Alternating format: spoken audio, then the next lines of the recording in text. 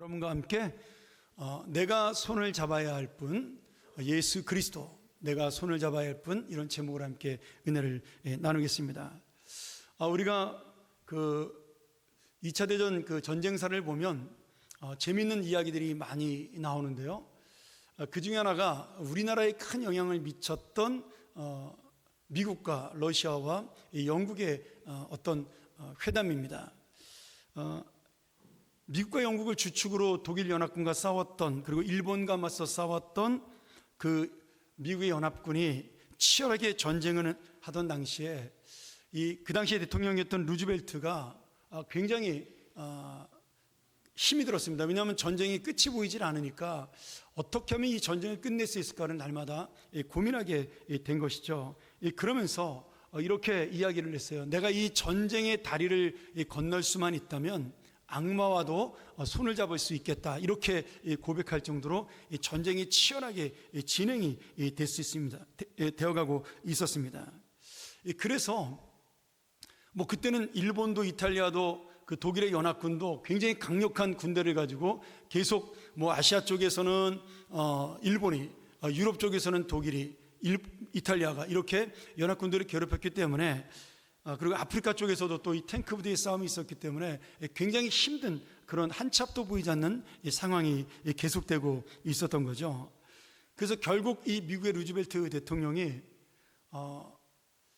소련의, 지금 이제 러시아죠, 소련의 그 독재자였던 스탈린과 손을 잡게 됩니다. 그때까지만 해도 소련은 전쟁에 참여하지 않았습니다. 왜냐하면 소련이 이제 공산화가 되고 그 스탈린이 정권을 잡으면서 수십만 명의 사람들을 숙청을 하고 자신의 정권을 공고히 하느라고 전쟁에 참여할 수가 없었던 거죠.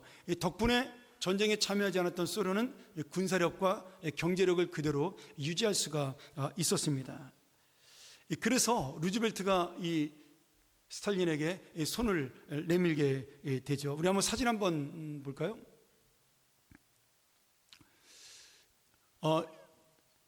이 사진 준비가 안 됐나요? 제가 준비한 사진에 보면 스탈린, 그 루즈벨트가 가운데 있고 왼쪽에 처칠, 오른쪽에 스탈린이 있는 그 포츠모스 회담 사진이 있는데, 사실 이 처칠은 영국의 수상이지만 오랫동안 정치를 했고 전쟁 경험이 많았기 때문에 이 스탈린하고 손을 잡는 것을 굉장히 두려워하고, 그리고 이 루즈벨트를 막았습니다. 왜냐하면 이미 그 스탈린의 마음속에 그 유럽 쪽을 공산화시키겠다는 생각이 있었기 때문에 이 처칠의 마음속에는 스탈린과 손을 잡았다가 나중에 큰 문제가 될 것이라고 생각을 하게 된 것이죠. 그러나 결국 이 스탈린하고 손을 잡게 되었고, 이 전쟁은 승리로 끝나게 됩니다. 그런데 이 전쟁이 끝나고 난 다음에 문제가 된 것이죠. 우리가 잘 아는 대로 2차 대전 당시 있었던 그 포츠모스 회담, 포츠담 회담, 그 다음에 카이로 회담, 그리고 우리나라를 남북으로 갈랐던 얄타 회담을 통해서 이 스탈린이 자기의 야욕을 드러내기 시작을 했습니다. 그리고 처칠에게서 이제 철의 장막이라는 말이 생겨나기 시작을 했고요. 그리고 이 회담이 끝난 다음에 루즈벨트가 내가 스탈린과 동맹을 맺은 것을 굉장히 후회한다라고, 2차 대전을 하면서 가장 잘못한 일 중에 하나가 스탈린과 손을 잡은 것이라고 그렇게 고백을 할 정도로 이 스탈린이 자기의 야욕을 드러내서 결국 그때부터 동선행전이 시작되고 동유럽이 공산화가 되고, 그리고 고르바초프가 실각하기까지, 지금의 러시아가 되기까지 굉장히 오랫동안 우리가 공산주의와 싸우는 그런 세계 정세가 된 것이죠. 또 당연히 우리나라도 이 스탈린 때문에 남북으로 갈리는 비극을 겪게 된, 그래서 지금도 우리가 남과 북이 나뉘어진, 한쪽은 공산주의로, 한쪽은 자유주의로 지금 남아 있는 것입니다. 참 잡지 말아야 될 손을 잡은 그 결과, 잠깐의 이익과 잠깐의 그 순간의 욕심 때문에 손을 잡았던 결과가 세계 역사에 큰 불행을 가지고 오게 된 것이고, 또 우리 대한민국은 그것으로 인해서 지금도 아픔을 겪고 있고, 사실은 지금 우리나라가 힘들고 어려운 이유 중에 하나도 어떤 그런 이념 전쟁으로 인해서 지금 갈라진 부분들이 굉장히 많이 있습니다. 또 그것을 이용하는 사람들이 너무나 많기 때문에 또 우리가 그런 어려움을 겪는 것이죠. 물론 역사 속에서 일어난 한 가지 사건으로 이렇게 되었다라고 말하기는 어렵지만, 그러나 분명한 것은 그때 이 루즈벨트가 조금 더 힘들었더라도 이 스탈린의 손을 잡지 아니하고 독일과 일본과 이탈리아와 그 파시즘과 싸웠더라면 지금 세계 역사는 많이 달라졌을 것이라고 생각을 해보게 됩니다. 오늘 말씀에도 보면 두 사람이 잡지 말아야 될 사람의 손을 잡음으로 예수님을 십자가에 죽이게 되고, 그리고 역사의 배신자요 어리석은 자로 남는 그런 무서운 결과를 낳게 됩니다. 오늘 저는 두 사람을 통해서 우리가 그러면 우리는 누구의 손을 붙잡아야 되는가에 대한 이야기를 함께 나누기 원하는데요. 이 첫 번째 사람은 예수님의 제자였던 이 가룟 유다였습니다. 이 가룟 유다는 잘 아는 대로 은 30을 받고 예수님을 죽이려던 제사장과 바리새인 무리와 손을 잡게 됩니다. 또한 그렇게 손을 잡은 것뿐만 아니라 오늘 말씀에 보니까 겟세마네 동산에 마지막 기도를 하러 오셨던 예수님을 체포하기 위해서 마치 병사들의 손을 잡고 인도하는 것처럼 이 가룟 유다가 직접 예수님을 체포하러 온 군사들을 이끌고 그렇게 예수님을 넘겨주는 모습을 볼 수가 있는 것이죠.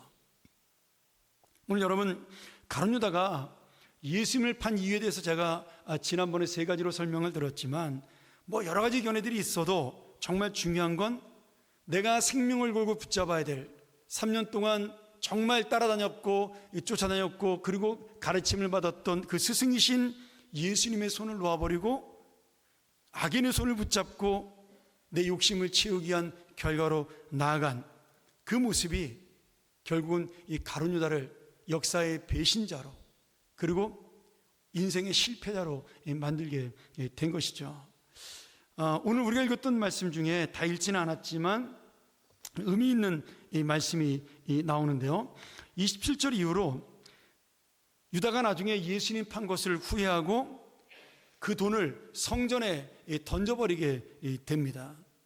헌금하려고 던진 것은 아니겠죠.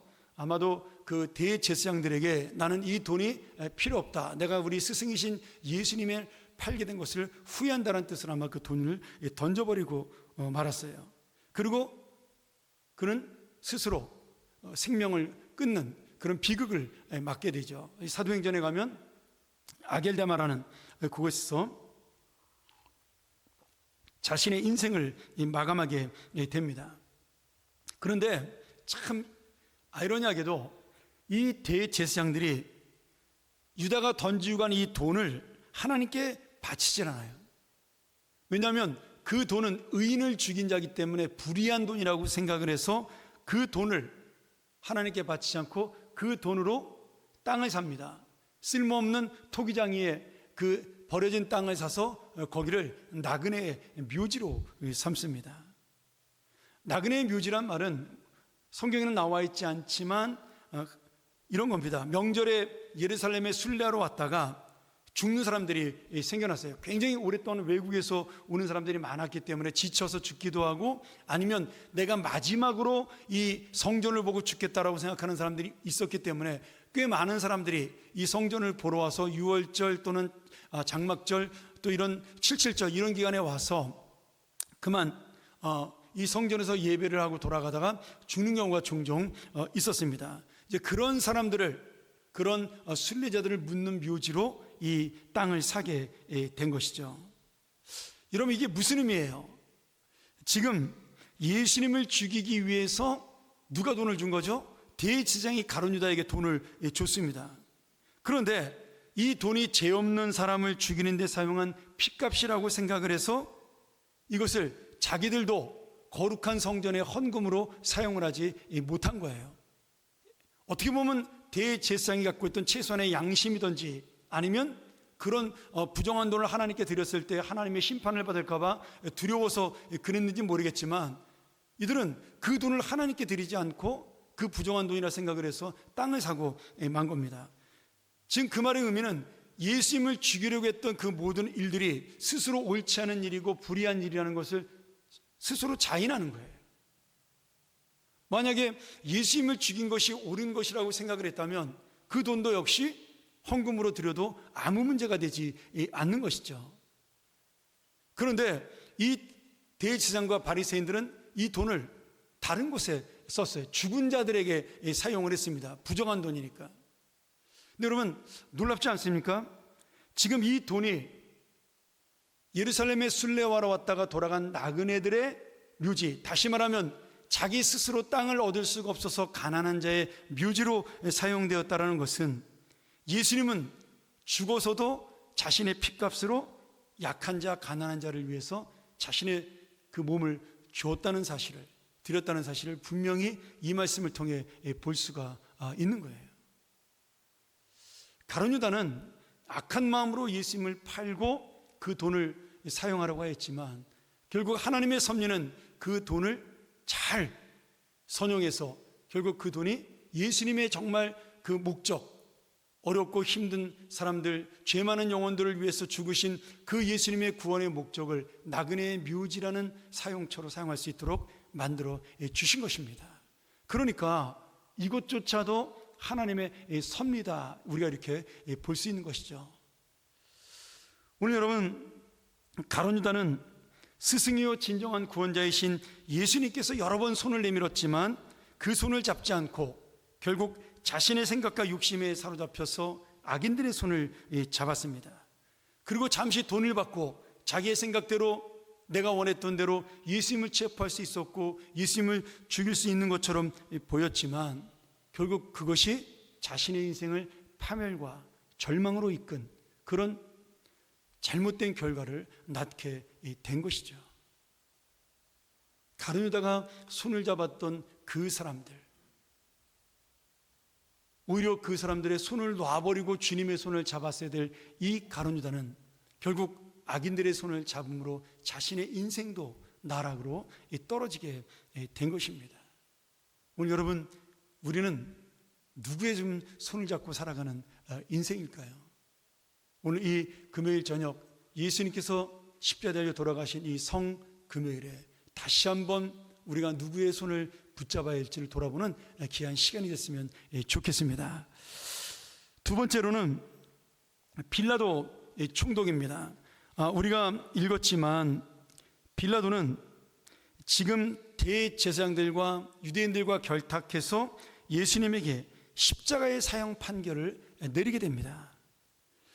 오늘 우리가 이 말씀을 마태복음 전체를 이렇게 쭉 읽어보면 27장을 빌라도는 예수님께서 죄가 없다는 사실을 분명히 알고 있었어요.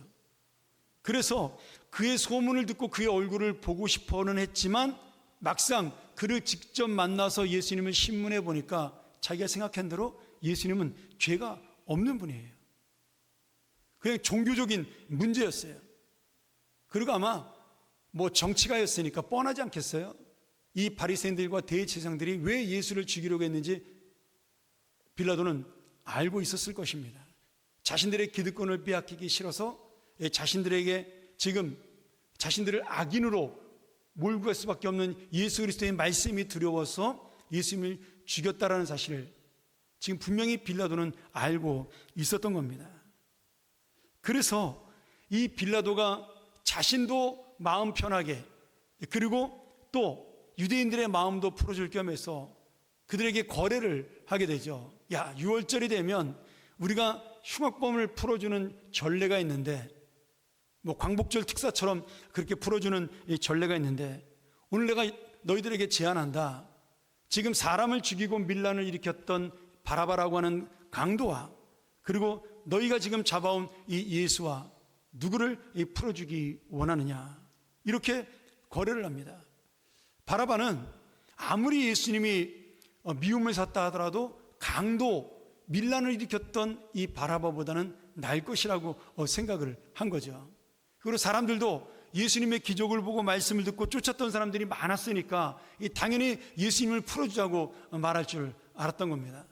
그런데 지금 이 빌라도의 뜰 앞에 모였던 수많은 군중들은 결국 예수님이 아닌 이 바라바를 택하게 됩니다.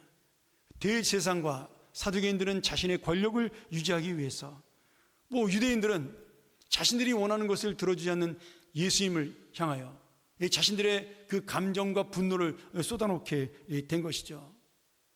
바라바는 당황하게 되었죠. 나는 이 사람에게 도무지 죄를 찾을 수가 없는데 어떻게 하면 좋겠냐고 이야기했을 때 이 제사장과 바리새인들이 뭐라 그래요? 만일 당신이 예수를 풀어주게 되면 당신은 로마의 황제를 거역하는 죄를 짓는 것이다. 이렇게 이 빌라도를 협박을 합니다. 결국 자신의 이 권력을 잃게 될까 봐 두려워한 빌라도가 결국 이 바리새인들과 손을 잡고 권력자였던 대제사장과 손을 잡고 또는 우리 성경에 나온 대로 헤롯과 손을 잡고 평상시에는 서로 원수였으나 예수님을 죽일 때는 친구가 되어서 서로 그 손을 잡고 예수님을 십자가의 사형장으로 몰고 가는 그런 역할을 하게 됩니다. 공식적이고 법적으로 십자가의 사형 판결을 지금 이 빌라도가 내렸기 때문에 우리가 매주마다 배우는 이 사도신경에 빌라도에게 고난을 받는다는 말을 반드시 고백하게끔 만든 이 역사에 남는 그런 어리석은 인생이 된 것입니다. 빌라도는 사실은 나쁜 사람이 아니었어요. 물론 이스라엘 사람들을 학살하거나 억압한 그런 악한 총독이기는 했지만 역사에 보면 그래도 예수님 같은 올바른 사람을 죽여서는 안 된다라는 그런 생각을 가지고 있던 사람이었습니다. 그럼에도 그는 결국 이 세상의 권력, 자신이 갖고 있는 기득권을 놓치지 않기 위해서 죄 없으신 예수님의 손을 붙잡은 것이 아니라 대제사장과 유대 지도자들의 손을 잡는 그런 악한 결과를 택하게 됩니다. 이것이 바로 빌라도가 가장 큰 인생의 실패였죠. 여러분, 이 빌라도가 어떻게 됐을까요? 성경에는 더 이상 빌라도에 대한 기록이 나오지 않습니다. 그런데 로마 역사에 보면 이 빌라도의 역사가 기록이 되어 있어요. 빌라도는 이후에 8년이 지난 다음에 사마리아 사람들이 폭동을 일으켜요.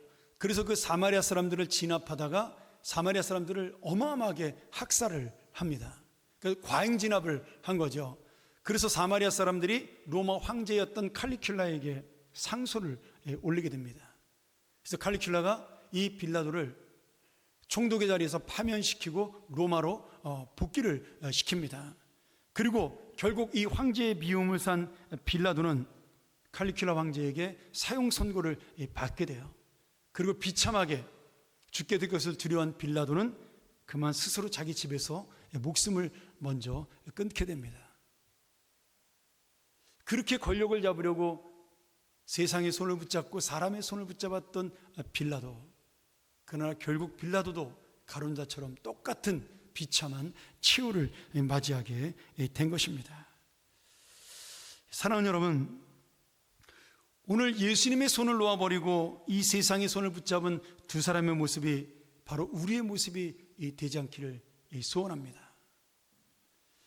어떤 때는 우리도 이 세상에 손을 잡기를 원할 때가 많습니다. 아니, 일부러 그런 것이 아니라 나도 모르게 습관적으로 이 세상의 손을 잡을 때가 있어요.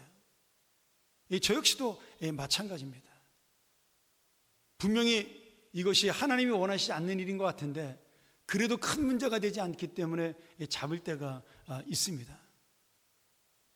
또는 어떤 큰 이득이 있기 때문에 그것 때문에 내가 예수님의 그 의로운 손을 붙잡는 것이 아니라 이 세상의 손을 붙잡을 때도 있어요. 내 감정과 내 욕심을 만족시키기 위해서 예수님의 손을 놓아버릴 때가 가끔은 있는 것입니다.